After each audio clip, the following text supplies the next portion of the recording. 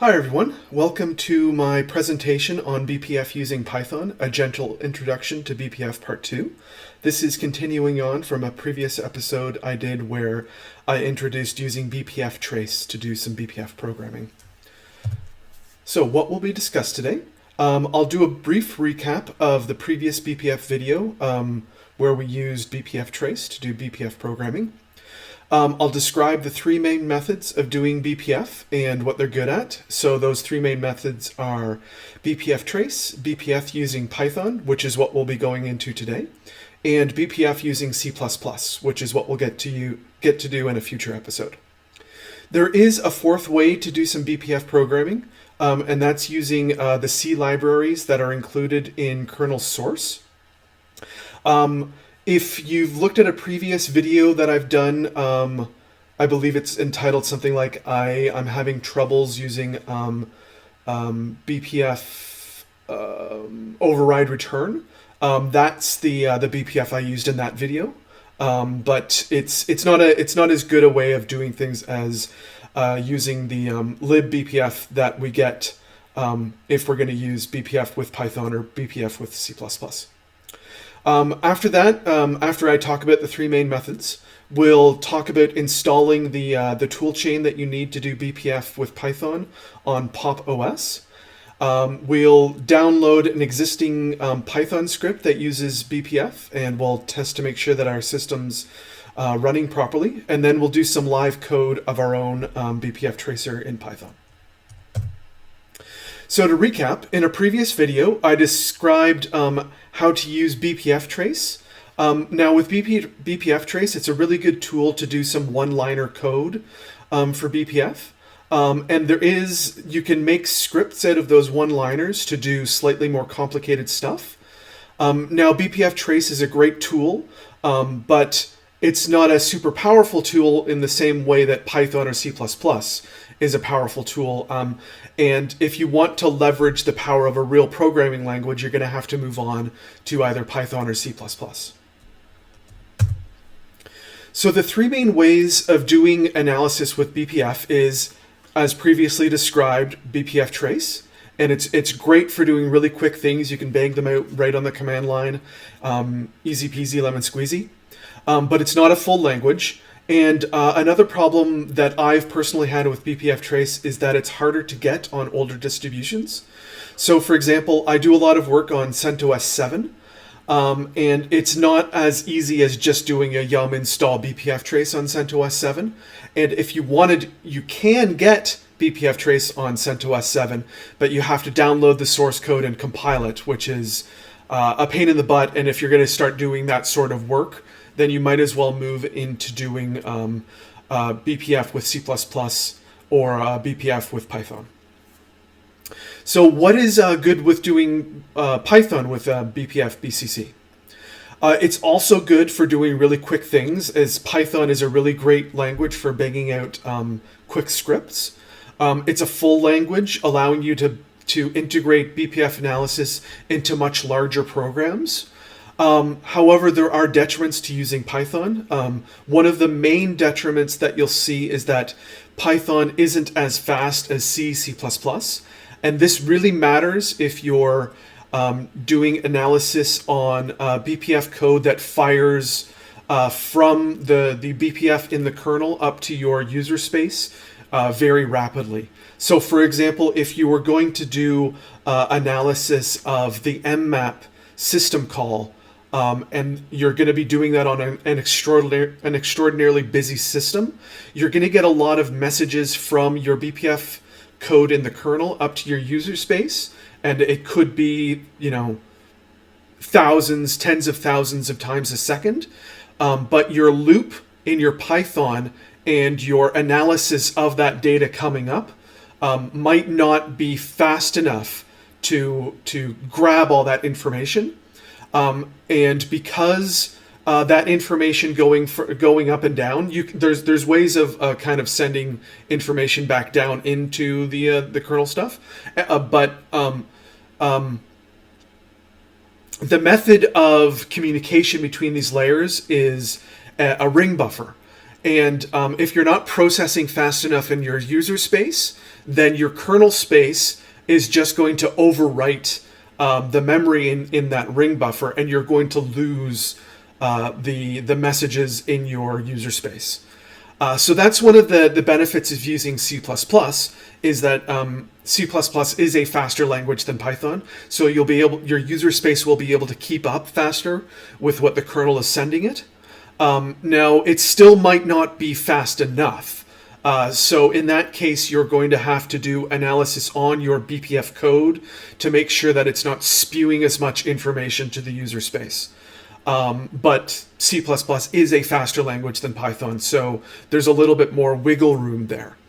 Another reason why you would want to use C is that when you write BPF code, you're writing it in a C-like language, so it might be more aesthetically pleasing for you to write C++ so that you don't have to kind of trigger a context switch in your brain going from Python to C. And the last reason, and one of the main reasons why I like using C++ with BCC BPF, is that you can create a binary out of it and ship that binary rather than shipping Python scripts to clients, where your clients might not have the Python runtime environment to run your scripts. Now, a slight detriment to that is that BCC is most often linked against dynamic libraries. So your clients would have to have those dynamic libraries, which is kind of the same sort of problem with having the Python runtime environment. However, you can compile your user space binary using BCC's static libraries, meaning that you don't have to, you just ship one binary to your clients and they've got what they need to run to run everything that they need. So let's install the necessary tools to get to be able to do Python BPF using using the IOVisor BCC code on Pop! OS. So I've recently switched to Pop! OS from Fedora 31, and I find that Pop! OS is a really great distribution. And one of the examples of why it's such a great distribution is getting yourself set up for doing this BCC BPF code. It's extraordinarily simple. Now, the commands here that I'm about to show you work on Pop! OS, but and they'll probably work on Ubuntu, but I'm not. You'll probably have to do some different things for Fedora or for other distributions like Arch. So the first thing that we need to do is this sudo apt install libbpfcc-dev, python 3-bpfcc, and bpfcc-tools. So let's throw those into our command line here. And actually, I've done this before, so it's in my history of my install here. So I'm going to run the command 90 here to do the install that I just suggested that you guys do. So let's run that up.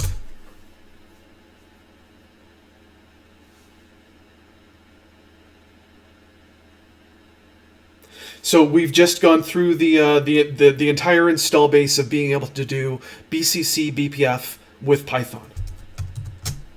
Let's throw some other tools into the install while we're at it. Let's install Clang, BPF Trace, cmake, and wget. And the reason why we're doing that is that Clang will be used in future episodes where we write BPF with C++. BPF Trace was used in a previous episode. cmake, if we ever want to build BCC ourselves, and you'll see in a future slide why we might want to do that. And wget, because wget's a great tool for grabbing stuff off of the internet. So let's do a sudo apt install Clang, BPF Trace, cmake, and wget.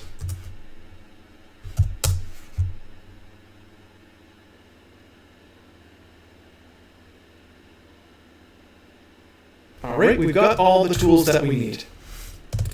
So the next thing that we want to do is test out that the libraries are working properly for us. And we'll do this by grabbing a pre-existing script. The script that we're going to be grabbing is called exec-snoop, and it was written by Brendan Gregg, one of the great minds in BPF programming. I highly suggest you do a YouTube search for Brendan Gregg BPF, and you'll see some of the amazing things that he's doing with BPF in order to do performance analysis for his works, how he works at Netflix. So he's doing some amazing stuff. He's written one of the books on BPF that I suggest you grab because it's a great reference guide, and it goes through some other things, some other non-BPF stuff about doing performance analysis that you might find interesting. So anyways, how do we get this test code? Well, we're going to go into the IOVisor BCC GitHub repository. And the easiest way to do this is to do a Google search for BCC BPF. So we're in Google here. Let's do a BCC BPF lookup. And it's the first link. Let's click on it. We get into their GitHub repository. We're going to go down to the tools folder. And then we're going to look for exec-snoop. Click on that. Then click on raw. Grab your URL bar. So copy paste that into your clipboard. And then wget that onto your hard drive. So there it is. The next thing that we're going to do is we're going to chmod this plus X for exec-snoop. And then what you might have to do is let's open up this exec-snoop in our editor here. And if you're on Pop! OS, what you'll probably have to do is change your hash bang from user bin Python to user bin Python 3. So go ahead and save that, and then let's make sure that we can still exec. Yeah. And sudo exec-snoop this. Now, of course, before you do any running of scripts from the internet, do a glance over the code here. Make sure that it's not doing anything nefarious. This code was, as I said, written by Brendan Gregg, one of the great minds in BPF, and it's a trustworthy piece of code. But I suggest that you go over it yourself to just make sure that no one else has gone in and edited it and done something nefarious. Now we're going to go ahead and run this, but we have a problem here. It gives us an error saying that BCC containers, there's no module called BCC containers. So why did it fail? Well, BPF is improving at a very rapid pace. There's lots of new things going into each new kernel release. And that IOVisor BCC is trying to keep up with those improvements. But some of the changes that they're making aren't backwards compatible. And like I alluded to in a previous slide, you could compile BCC yourselves in order to get away from that BPF containers error, that no module called BCC containers. However, if we take a look at the source code on line 124, you'll see that the script uses a function called bpf probe read _ user. So let's go into line 124, bpf probe read user. Now that specific function, this is the BPF code that is being injected into the kernel, and these BPF probe functions are actually functions inside of the kernel that are called like helper functions, BPF helper functions. Let's actually take a look inside of the do something a little bit off script here and take a look inside of the source code. Inside of the kernel source code, let's take a look at the very, very latest kernel source code to see if BPF read users there. Not we can't necessarily search for it. What about BPF probe? How about BPF trace print K? Can we do a search for that? Here we are, kernel trace. So BPF trace print K is the read underscore user in there. Yeah, here it is.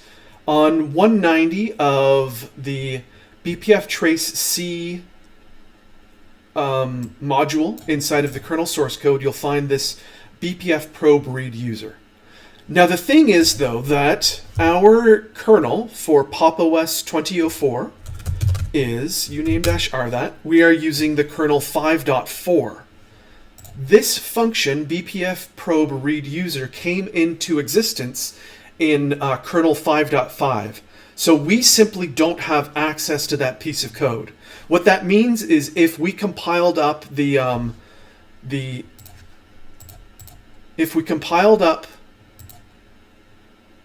IOvisor BCC from source here, we would get away from this error of BCC containers not being in existence, but we would still fail to inject our BPF code because we don't have that read user helper function inside of our kernel. So we would still fail running our exec snoop program here. So that's a long story about why we need to go back into that exec snoop area and choose a tag that is already running on our system. And that tag will be tag underscore v0.10.0.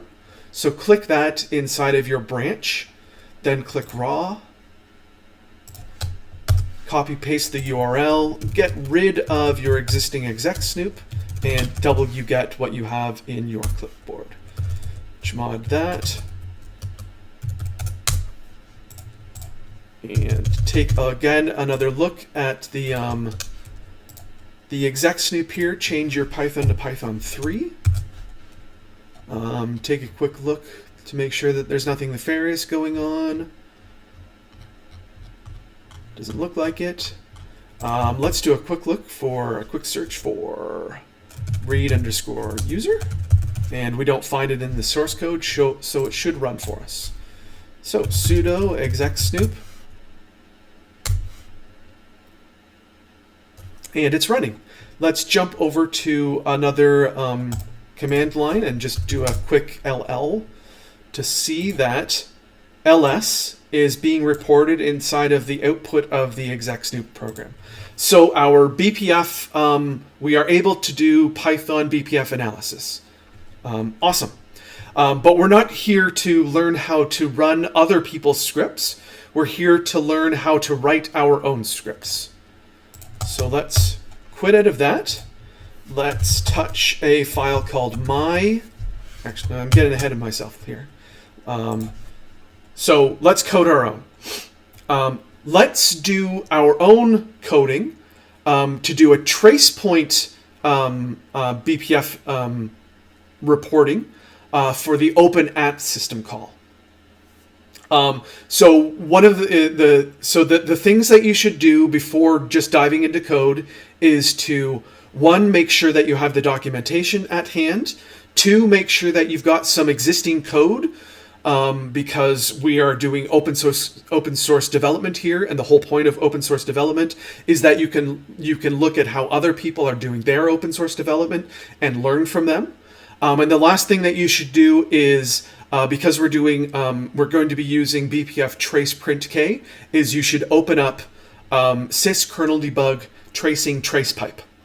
So the documentation that you should open is the IOvisor reference guide, seen here, the source code from Bootlin Elixir for the kernel that you're using, which you can find here because I am on kernel 5.4 at the moment.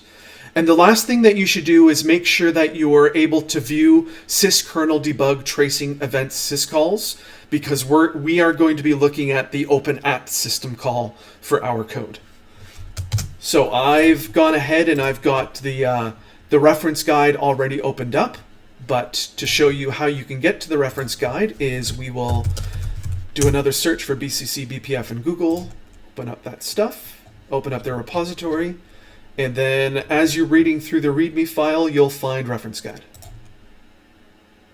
So click that. I have my source code open for kernel 5.4.42. Now, I don't think I was on .42, was I? Name -r. I'm on 0. So I'm not sure how Pop! OS and Ubuntu are naming their kernels last area. But this 5.4.42 will be good enough for our reference. I don't need that anymore. I'll close that. And I'm going to keep up the exec snoop Python code that Brendan Gregg has written for learning how he did things. So in fact, I'm going to grab it as source code and throw it over here in this window over here on the other side of the screen. So let's go ahead and start coding up our own open at tracepoint BPF analysis tool. So the first thing that we want to do is hash bang to make sure that we're going to be running user bin python 3. We'll then want to import from BCC import BPF, and then we can start writing our code. Now, as you see in the exec snoop program here, they are using just a raw string to basically write C code. Now, what's going to happen here is that this string is basically compiled using that IOVisor BCC library. It's compiled into from the C-like language that you see here into the BPF assembly-like language. As I've described in the BPF Trace video, no one wants to write BPF code in the BPF assembly language because it's bad for your mental health. You just don't want to do that. You want to write it in the C high-level language because it's so much easier to work with. Now, I keep saying C-like language because it's not exactly C. There are some limitations on the code that you can write because now I don't necessarily know if this is true for later versions of BPF in the kernel, but previous versions of BPF in the kernel, you would only be able to have 4,096 lines of these BPF assembly calls. So things like doing loops become problematic as you can't just loop infinitely, or you can't have really long running loops. But you can have short running loops. You just have to pay attention to that. But of course, with C, you can have infinite loops and things like that. BPF, you just can't do that. Anyways, that's kind of going off on a tangent here. Basically, you can think of it as writing C code. So let's write some BPF C code.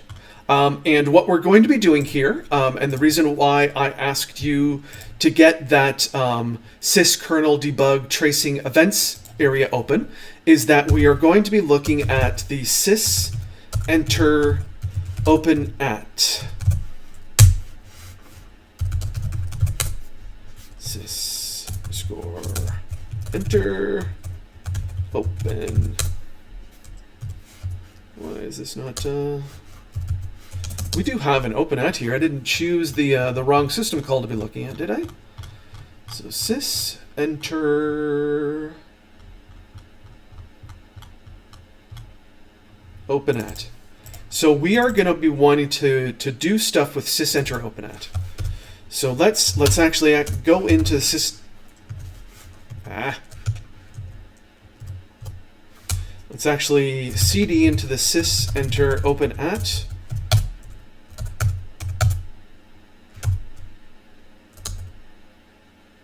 I thought I just saw sys enter. Sys enter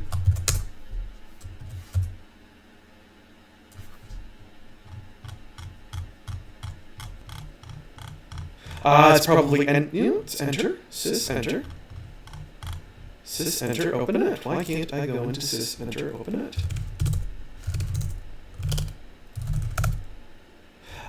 System calls sys enter openet. Sorry about that, everyone. Not open, but openet. Open is a deprecated system call.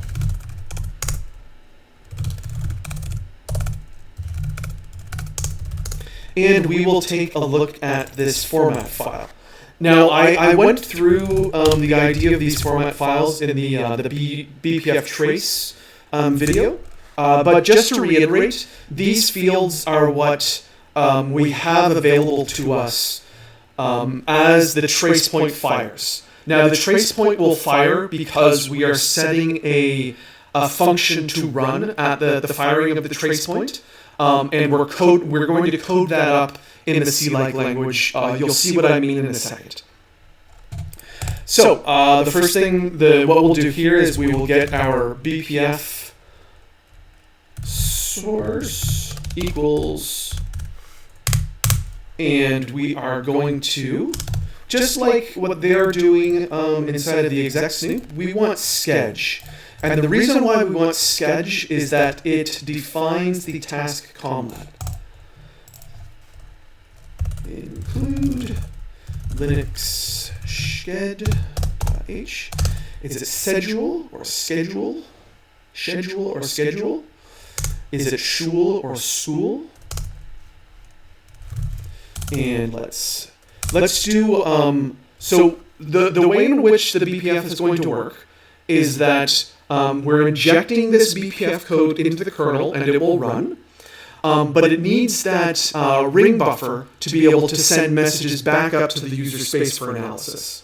Now these messages are going to be of a structure type. In fact, they are going to be type struct data t. And inside of the data t, we will have a U32 called PID, and we will have an array of com, a character array of com of length task com len. Okay, and to get back to this format file, we are the function that we're going to create will take its parameters from this format file. And this is easier for me to just do when you'll see what I'm doing rather than to describe.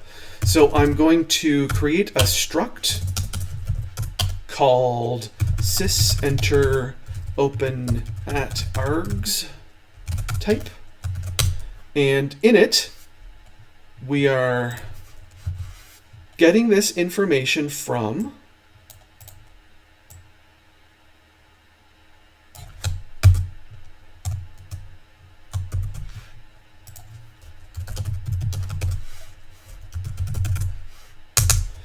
here. Now we want to ignore all of this junk because it's not useful for us. We actually also want to ignore this system call number field, but it's a little bit easier just to ignore this first bit of data, because as you see with the int system call underscore int r, the offset to this variable is at offset 8. So that's 8 bytes long, or 64 bits long. So it's really easy to ignore the first 64 bits of our information here by just doing a uint64t called unused. So that will include all of the information of these 4 fields here, and we're just going to ignore them by saying that they will be unused in our code. Now the next thing that we want to do is go int, we'll just call this an r, and it will represent the value that we can see in this field. The next thing that we want to do is int fd, and it will represent the for some reason the kernel calls it dfd, but it is the Actually, let's call it DFD. We will then get a character array called file name. We will have the flags, and we will have this umode, which is 64 bits in size. So here's a little trick. The field is typed as an int for flags, but the size is 64. So this is in fact an int 64. Let's double check our DFD. Yep, that is also size 8, which means it's 64 bits in length. 64. And the NR is 4 bytes, so it's 32 bits. So let's just be explicit in that. Actually, let's use a U32 for that. And let's call this U64, and this will be a U64 as well. So this will also be a U64.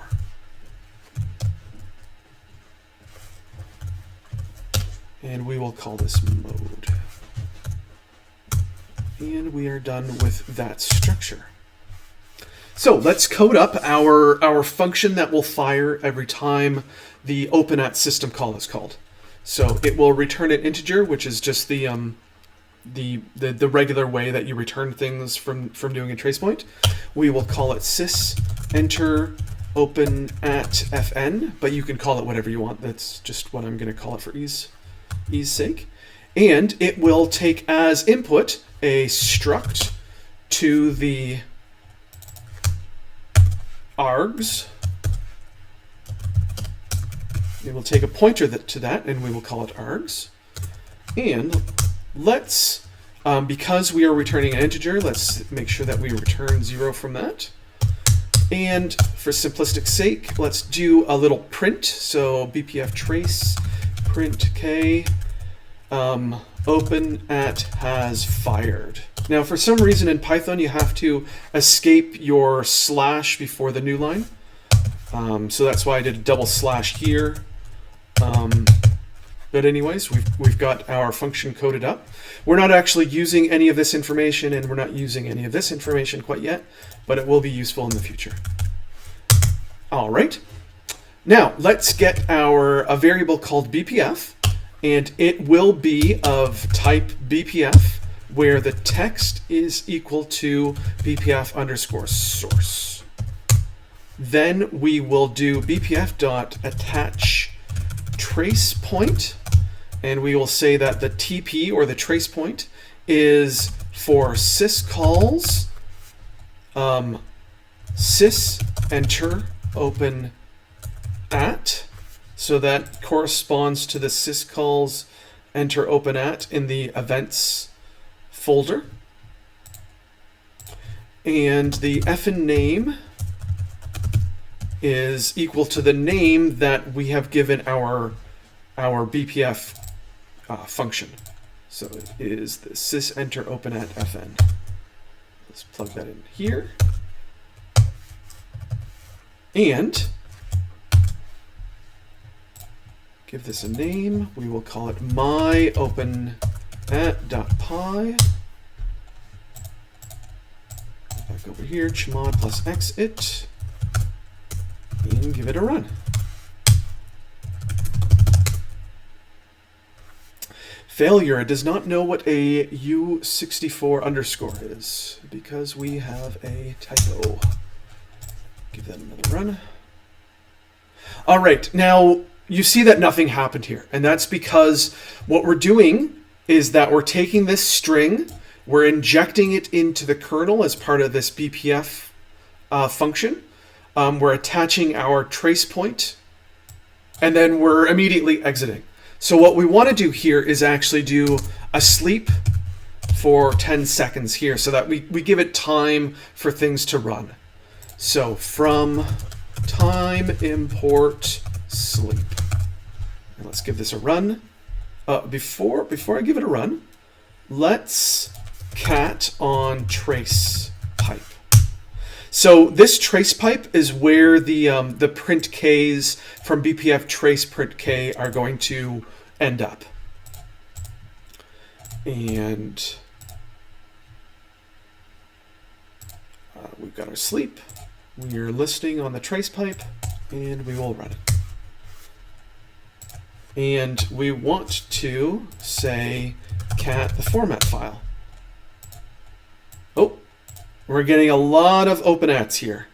Let's see if I can grep it. Grep it for cat. 10 seconds has expired, so let's run that again. And cat for format. And we can see that cat has fired. It's fired 4 times to do an openat. I'm not quite sure why cat is doing that, but that's what it's doing. So the first question that we should ask ourselves is cat firing 4 times in one process, or is this 4 different cats? And we can do that by openat has fired, and let's print out the PID. So first of all, we've got to get the PID. So let's say U32 called PID is, now this is going to go into our helper functions. So let me bring back up our reference guide, and let's look for this BPF get current PID tgid.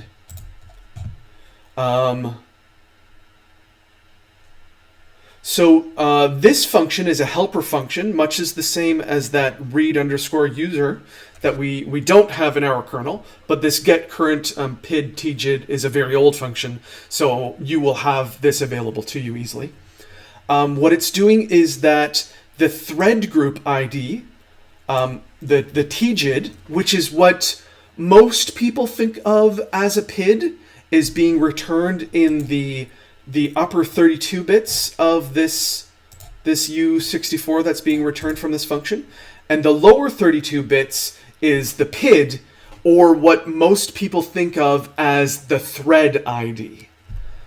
So we are going to grab the BPF get current PID tgid, and we're going to shift it over 32 so that we only get that information. And we will cast this down to a 32-bit integer from the return value, just to make sure everything's nice here. And we will print out the PID saying openat has fired, and then we'll give the tgid of that information. So let's run this and then do another cat and then take a look at the trace pipe. No, it looks like cat is doing openat 4 times per one process. We've run out of our time here. So you can see 4 and then 4 and then 4. So I don't know why cat works that way, but that's the way it works. And you've just learned something by doing some BPF code.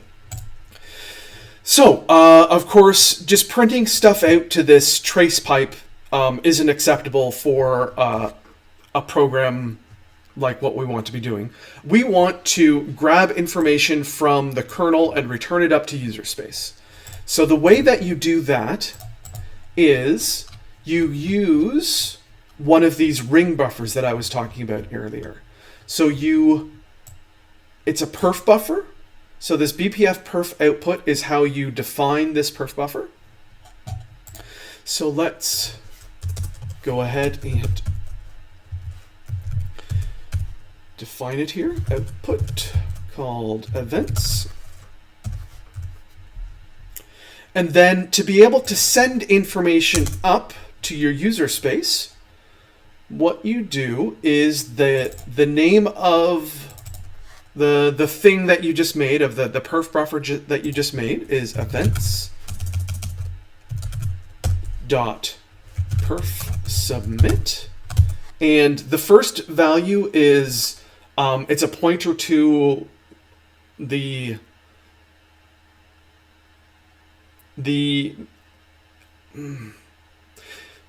It's a pointer to the it's a pointer to the registration variables that's being submitted into the function, but don't worry about it. Your user space isn't going to process it. Just don't worry about it for right now. So what we're going to do is we're just going to pass up the args here. I think we could actually pass up a null. I'm not sure. I didn't write null in my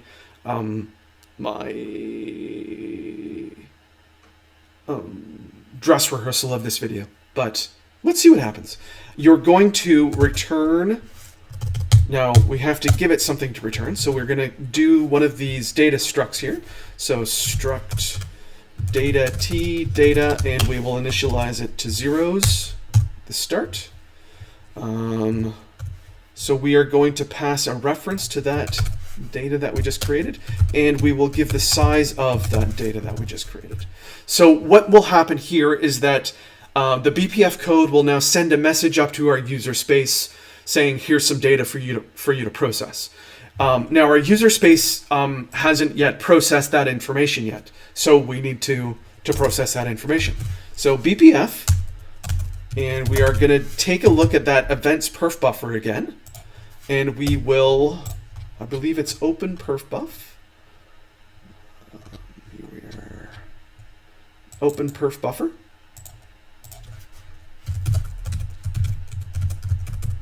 And the input to this open perf buffer is a callback function that will do our processing of that event.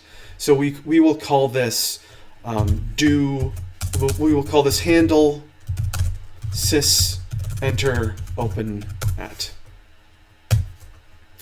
And then we will set up a while true. Try to do a perf buffer poll. So what that is going to do is it's going to go through all of the perf buffers. So you can actually create more than one perf buffer. And it's going to go through all of the perf buffers and see if there's any information in it. If there's any information in them, it's going to call the appropriate callback handler. And we will do what they are doing for accept a keyboard interrupt. And we will quit the application. If that happens, we'll get rid of this sleep. And we don't need that anymore. So we've just got to code up this callback function handler. So def of this guy, and it takes this value, which we will call CPU, because that's what exec snoop does. We will get data, and we will get the size of the data. Now, in this handler function, we're going to do nothing but print out I ran a handle.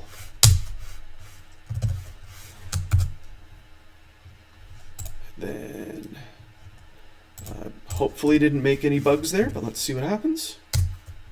All right, we've got a bug. What is the bug? Maybe you didn't like this null. So let's just return args. Perf buffer, BPF. All right, you can see that something is doing a lot of open ats here.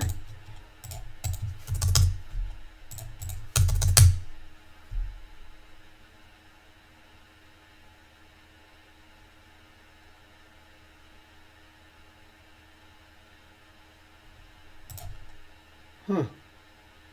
I wonder why it's firing so often.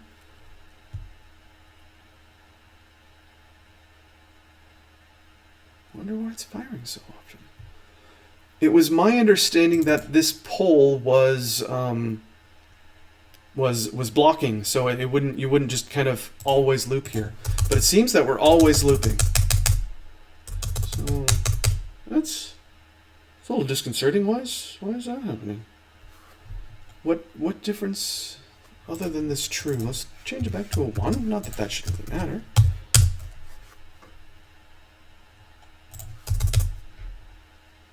Huh. Okay, just some debugging on the fly. If size is greater than 1, then we'll do the print, else print something else.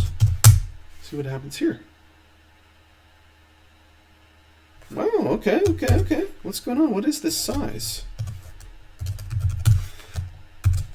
So this is a little bit off script here, guys. I wasn't expecting this to happen, but it seems our size is always 20. We are looking at the open-add function. And we should only be firing the events perf submit after we do a print k. And as you can see, we're not doing any print k's here. Now we did 4 print k's, but we are rapidly firing off information here. I'm going to leave this as an experiment or a learning thing for you, the viewers, to figure out why this is happening. But anyways, let's just comment that away and see what happens. Yeah. Huh.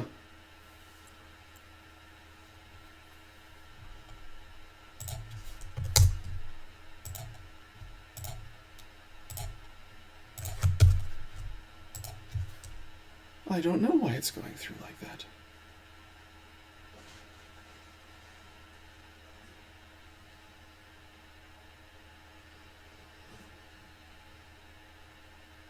Okay, well, what we're going to do here is we are going to get rid of that. We are going to fill up our data as we have set it up here. So we're going to get the PID into our data. So data.pid will equal our PID.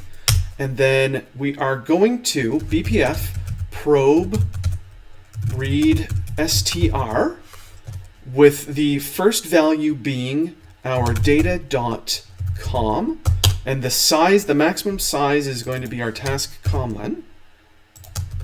And the source for this is going to be arg's file name.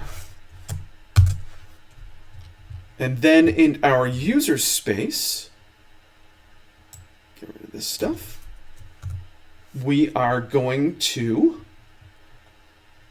say that PID is equal to data.pid, and that our com is equal to data.com. Then we are going to do a print for the PID is PID, the com is com. All right, let's run this. To do our BPFC code properly.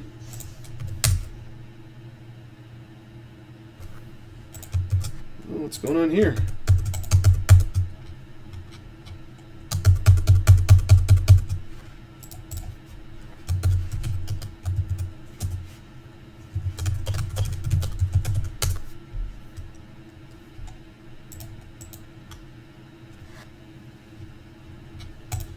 We have run into some technical difficulties because we cannot kill this.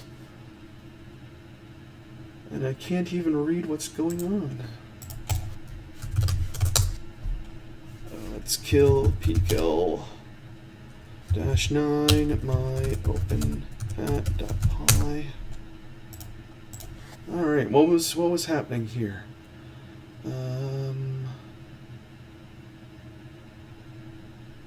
Int object has no attribute PID.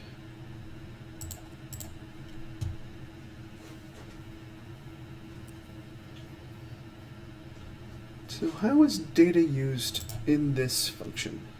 Let's go back to here. How is data used? Ah, okay. So first, we've got to convert our event into, we have to convert the data that we received into a format that Python can understand. So event becomes BPF events dot event data, and then it's not data, it is event.pid and event.com.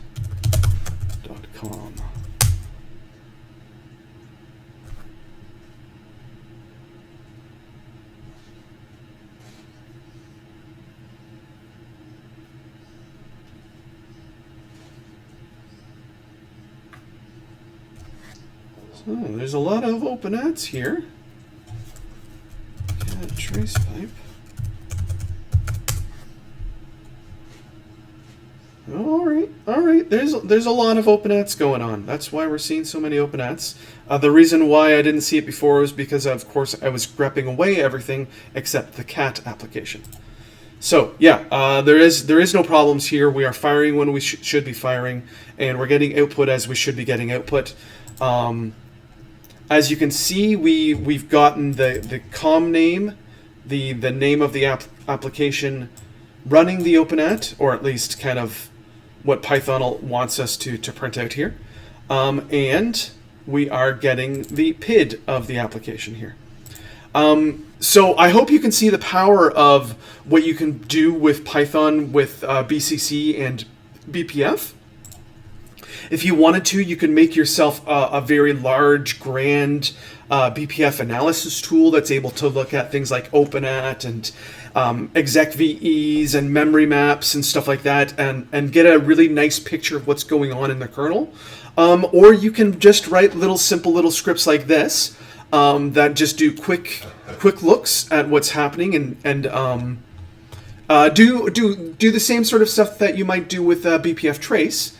But, have a little bit more power because you can print things out the way that Python likes to print things out. So, thank you for watching. I hope you have learned something about Linux, about the Linux kernel, and about BPF, and happy hacking.